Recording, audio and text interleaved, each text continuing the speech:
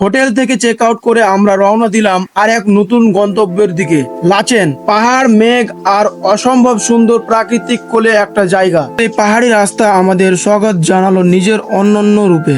একদিকে গভীর খাদ আর একদিকে পাহাড়ের গায়ে জড়িয়ে থাকা সবুজের চাদর। গাড়ি পাহাড় বেয়ে উঠছে আর আমরা মুগ্ধ চোখে চারপাশ দেখছি। প্রত্যেকটা বাদ যেন একটা নতুন গল্প বলছে। তাসি ভিউ পয়েন্ট, মন ছুঁয়ে যাওয়ার মুহূর্ত।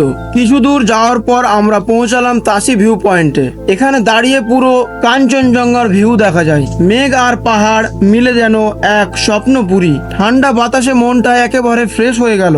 এই যেন প্রাকৃতিক একটা live postcard. Tashi view point পার করে আমরা দেখলাম একটা অসাধারণ জলপ্রপাত। পাহাড় থেকে টলটলিয়ে জল ঝরে পড়ছে নিচে, তার শব্দে একটা অদ্ভুত শান্তি। ঝর্ণার পাশে কিছুক্ষণ দাঁড়িয়ে শুধু শুনছিলাম তার সুর, যেটা কোনো গান নয় কিন্তু হৃদয়ে ছুঁয়ে যায়।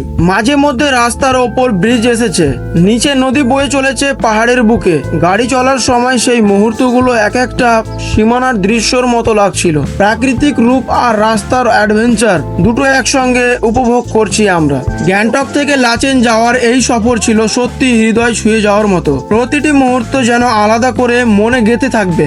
যদি এই যাত্রার গল্পটা আপনাদের ভালো লেগে থাকে তাহলে একটা লাইক দিন, কমেন্টে জানান আপনাদের অনুভূতি, আর অবশ্যই সাবস্ক্রাইব করে এসকে ব্লগ 99 পেজের সঙ্গে থাকবেন এবং ফেসবুক পেজটিকে ফলো করবেন। আরো সফরের জন্য দেখা হবে লাচেনের ভেতরের জগৎ নিয়ে। দেখা হবে আরেকটি ভিডিওর সঙ্গে। ভালো থাকবেন, সুস্থ থাকবেন। ধন্যবাদ।